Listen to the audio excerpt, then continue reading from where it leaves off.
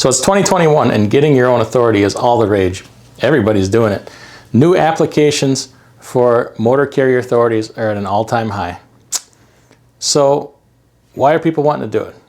Well, they're seeing dollar signs. Freight is paying great, volumes are high. Well, is that a good enough reason to get your own authority? Let's talk about that today. Talk about some of the upsides. I have a video where I talk about some of the downsides. I encourage you to watch that. So today we're going to talk about should I, and then some things to consider before you do it. If you decide to do it, how do you do it? And then approximately how much is it going to cost? And that can vary greatly from person to person. So let's get started here. So should you get your own authority? Well, that's a complicated topic. I have a video on that I'd like you to watch before you proceed with getting your own authority. I'll put a link in the description below. Most people are wanting to get their own authority because they're only seeing the dollar signs. Okay, there's way more to it than that. This is a huge responsibility, and there's a lot of things to do other than just drive the truck and book the freight. Okay, so if you're just looking to do it because you think you're going to get rich and make a ton of money, that's probably not a great reason to do it. But if you're looking to build a company, build a future, and kind of take your business to a higher level, that might be a good reason. Otherwise, there's really good money to be made finding a great carrier and leasing onto them. And also, that really helps limit your exposure in the bad times. In 2020, during the pandemic, it wasn't a lot of fun having your own authority. And I think a lot of new people looking to get into it now aren't realizing that. So what I tell everybody, the first thing, before you decide to get your own authority, there's a couple things I want you to look at. Number one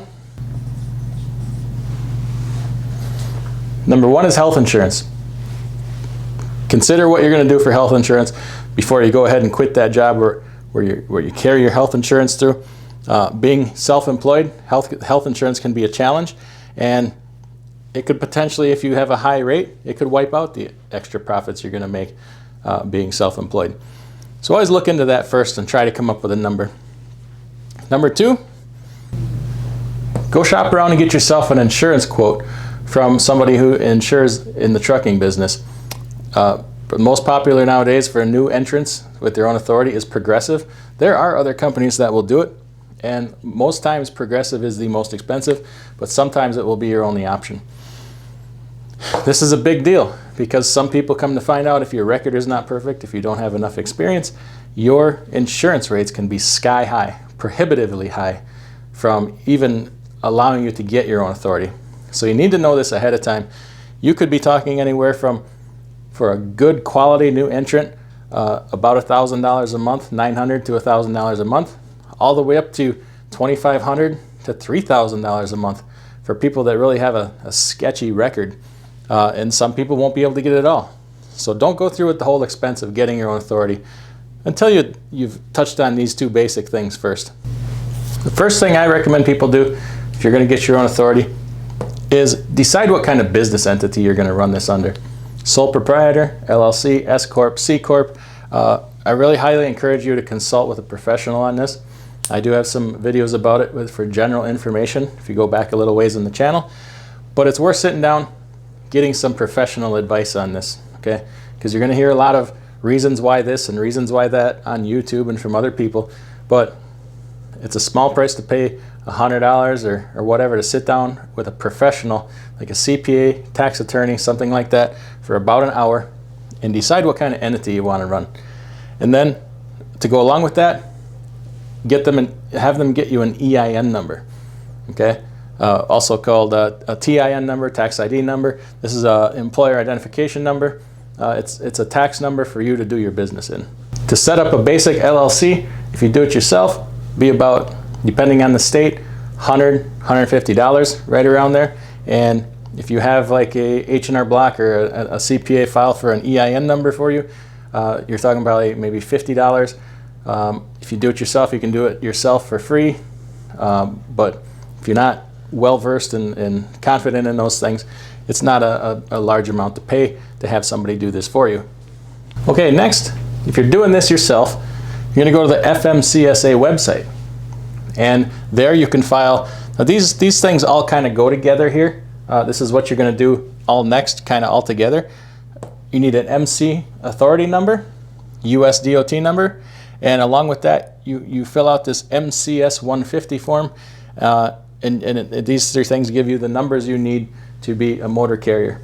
Okay, and then after that, now if you hire an agent, you probably go through these trucking rags in the truck stop. Hiring an agent to do this, and in 2005, I didn't know any of this information, and I think I paid $400 to have this all done for me.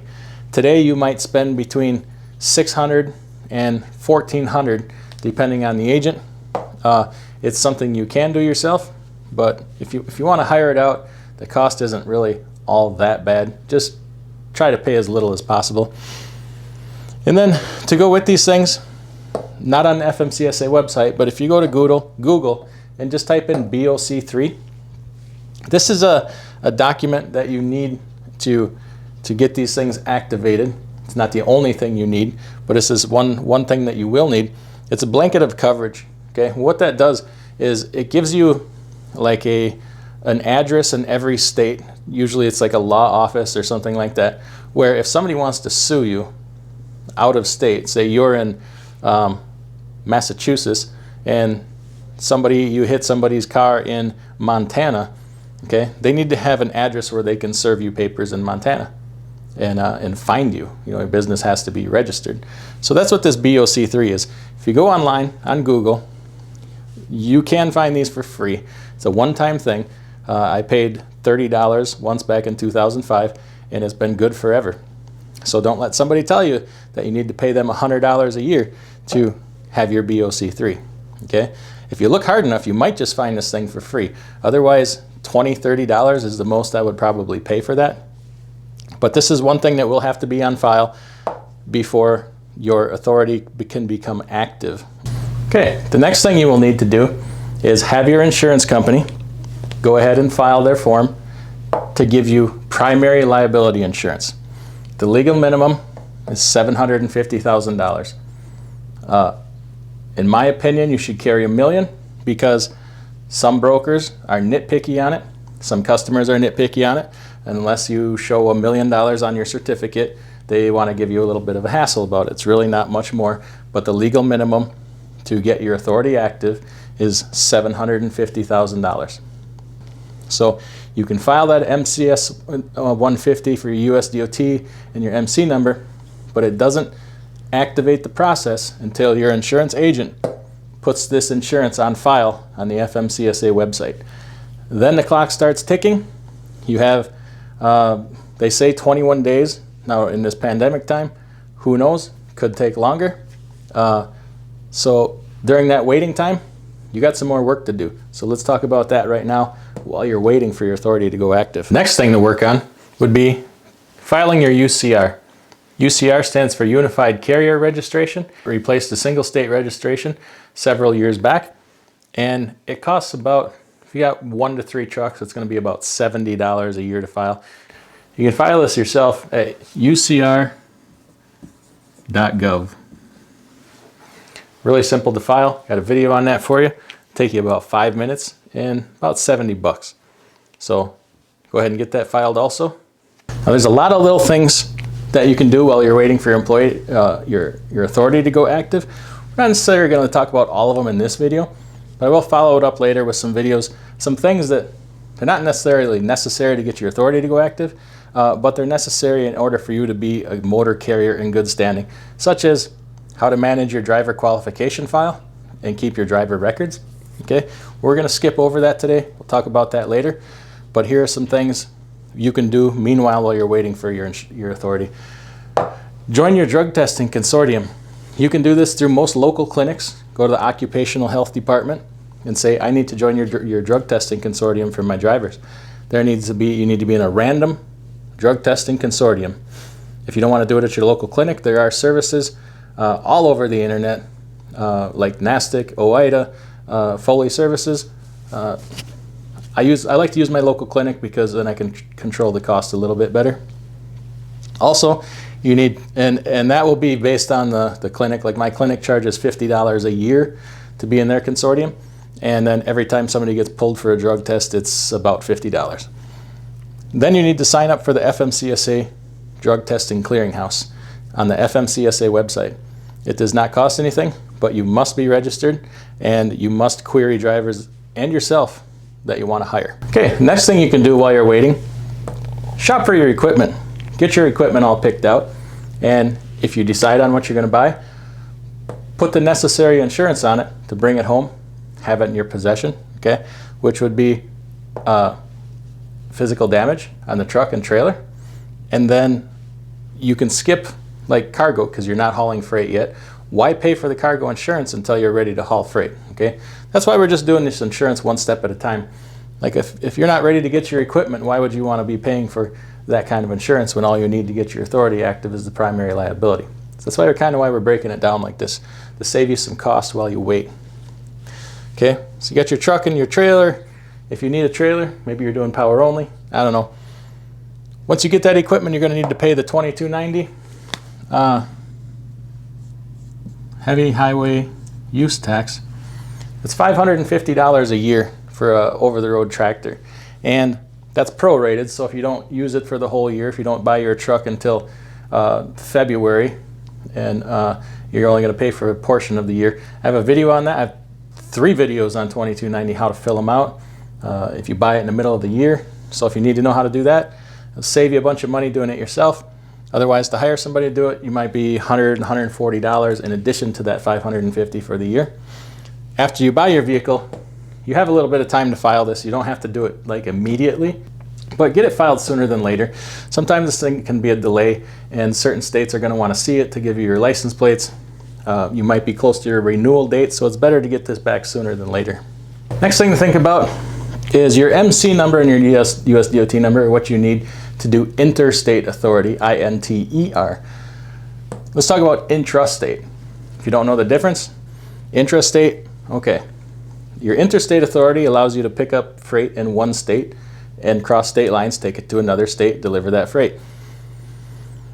If you're doing freight within the same state, take Wisconsin for instance. If you pick up a load in Wisconsin and you deliver Wisconsin and never leave the state, unless you have an intrastate authority, that is illegal.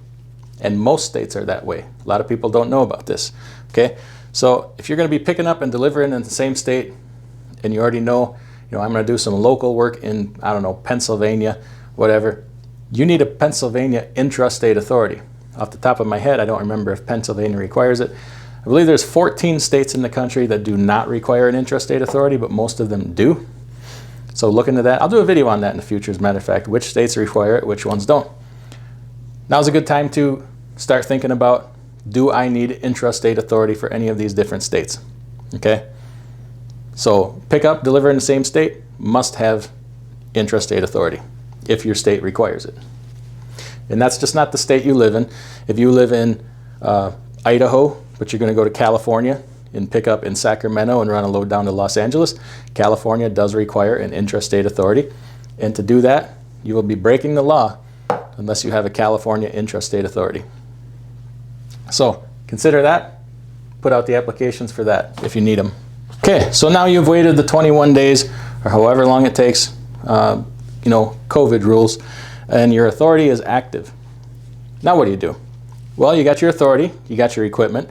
Now it's time to get IRP plates and IFTA permits. Okay, IRP stands for International Registration Plan.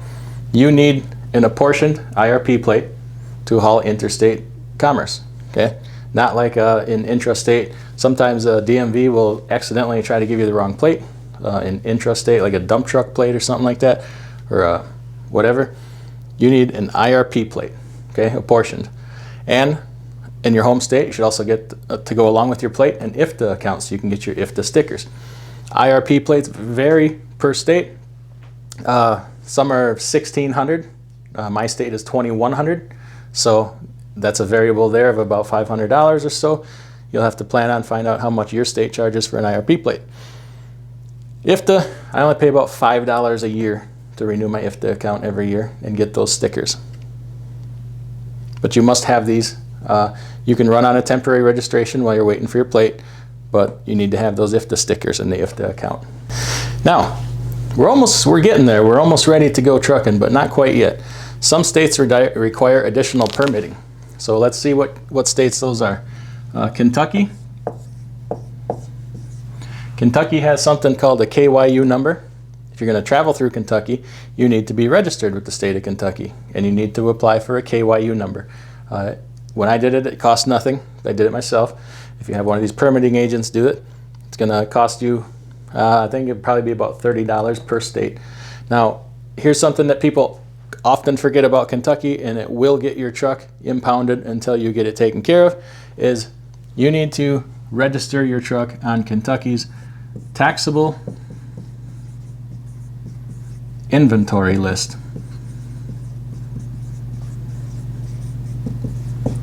Okay? You need to list each one of your trucks on the taxable inventory list under your KYU number. You can do this on their website. It's very easy. I talked a little bit about that in my Kentucky video. I show how to file a return. I don't show you how to get the number, but it's the same website. And then I show you how every quarter you have to file a return with the state of Kentucky and pay the weight distance tax. And it's also a good time every quarter to just check your taxable inventory list and make sure it's up to date. The next state is New Mexico. You need, if you are going to travel through New Mexico, you need a New Mexico weight distance tax permit. It's $10. That's all it takes. You can get one off the state of New Mexico's website. Once again, you could have an agent file it, but it's not hard. You can get this yourself. And about $10, and then you also have to file a quarterly New Mexico weight distance return. Tell them how many miles you traveled in the state of New Mexico and pay tax accordingly. The next state you need to get a permit for, Oregon. If you're going to run in Oregon, you need an Oregon permit. Now, Oregon has just recently reworked their whole permitting system. So if you haven't done it in a while, you had to get a an Oregon trip permit every time you went in the state. And then once you got to be a certain size, or if you posted a bond, you could buy a yearly permit and then file quarterly. And they recently did it. You sign you open an Oregon account, you sign your truck up once, and you're done. Okay? But every time you add a truck, don't forget to put one on there. And then you need to file a quarterly return with the state of Oregon saying how many miles you traveled, pay tax accordingly. And then the last state we need to talk about is New York. You've probably seen, if you're driving for a company, you got a little sticker on your bumper. It's a New York HUT sticker. If you're going to travel in the state of New York, you need a New York HUT account, and you need to buy that permit. It's about $3 a year, or $3 in the permit. They usually last about 3 years until they decide to renew them and come out with a new series. And then you also need to file a quarterly report with the state of New York to, once again, tell them how many miles you drove, and they're going to tax you accordingly. All of these you do quarterly with your IFTA. It's one thing I forgot to mention. With that IFTA, you got to file a quarterly return. I have a video on each one of these returns, all 4 of these, and the IFTA return. If you go back through my videos and you want to know how to do this yourself, because you can pay somebody to do it. Number one, they may not do it right. If they don't do it right, you are still responsible for the penalties, additional money, and possibly some additional penalties. And it's very easy. And also, you should try to learn more about your business and try to do these things. So if you want to know how to file each one of these returns, I have a video on each one of them. Just go back in the channel a little ways and you'll see how to do it. Now, we just got our authority, just went active. We're ready to go trailer trucking. So what kind of the last thing we need to do is we want to go ahead and activate all the insurance. We want the whole spread of insurance activated because we're ready to go trucking. And what do we need? Okay, so let's kind of talk about insurance, what the minimum requirements are, and then just that may not be everything you want to have. It's smart to have some other things, so let's talk about it quick. We already talked about primary liability. You may also hear this referred to as auto. There's some different names for it. Like we said, the minimum is $750K. Get yourself $1 million. Save yourself a headache later, okay? The price difference is negligible, And to some brokers, it makes a difference. Even to some customers, if you end up getting your own direct shipper freight, they're going to want to see that million on there. So just get that for yourself. Next thing, physical damage, truck and trailer. Physical damage includes like your comprehensive collision. It'd be damage to the equipment. So if your truck is worth $40,000, make sure your truck is insured for $40,000. Same with the trailer. If your trailer is worth $50,000, insure it for $50,000. Know the intricacies of this policy, that your physical damage for the truck will not cover add-ons such as an APU. So if you think you have an APU that's $12,000, put that on there as a rider or as separate, like personal property. Potentially, maybe even your homeowner's insurance would cover that, not necessarily. So ask your agent about that, okay? So what else do we want to have?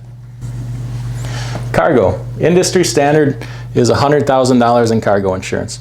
If you think you're going to be hauling more expensive things like, I don't know, seafood, things like that, higher value, bump that up, all right? So all of these things are subjective to your company, your rates. Cargo insurance really isn't that bad. I think for $100,000, I pay about $1,400 a year. And on top of that, cargo, if you're hauling reefer, get yourself reefer breakdown insurance. Just about everybody's going to require that. Every broker, if you're hauling reefer freight, they're going to want to see that reefer breakdown insurance on your endorsements, on your policy. If you're in a state that requires workers' comp, you're going to have to get workers' comp. You're kind of a self-employed, so most states are not going to require that. That's a state thing you're going to have to work out with your insurance company. They'll be able to advise you on that. So I'm just going to leave it out of this because most places will not require that for self-employed people. Something that is not a requirement, but it is a good idea, is general liability, a $2 million aggregate. Okay, general liability will cover anything that primary liability doesn't. So primary liability, if you hit somebody's car, if you hit a shipper's building, take down a light pole, anything to do with the truck, trailer, trucking in general. General liability is for anything else. It will not cover negligence, but I'm trying to think of a for instance here, something that is not related to trucking. Say that you are at a shipper and you smoke and you take your cigarette and throw the butt in the dumpster, and the dumpster is full of paper, and you light the dumpster on fire and burn down half their building. That would kind of be a thing for general liability, although they're probably not going to cover something like that because it was negligence and stupidity. But I'm just trying to illustrate something away from the truck that general liability would cover off the top of my head. Not really coming up with an example, but that's kind of how it would work. Now, all your bigger brokers are going to demand general liability. There are some that will not deal with you unless you have this. It's cheap. My $2 million general liability cost me about $350 a year. So it's good, cheap insurance. And then these other ones are going to be subject to, you know, your experience, your driving record, things like that. So all in all, like I said, a new applicant should expect to pay between $9,500 a year, and geez, I've seen them all the way up to ridiculous prices of $30,000 a year for somebody with a bad record, maybe a criminal record, or you have a couple accidents and some CSA points, okay? So it's important to get that quote first, because insurance is the big wild card in all this. And hey, if you're just wanting to do this because you're seeing dollar signs, that might change your mind right there. So all of these basic things will get you to the point where you're ready to roll down the road. Is that all you need? No. There's a lot more that goes with having your own authority. I have a lot of videos on the topic, and there's more to come. We'll talk about a lot of compliance issues and how to manage some back office things all the way along the ways. So take care. Check out the videos on the screen below. Make sure you hit that like button and subscribe, and let me know if you want to see more videos like this.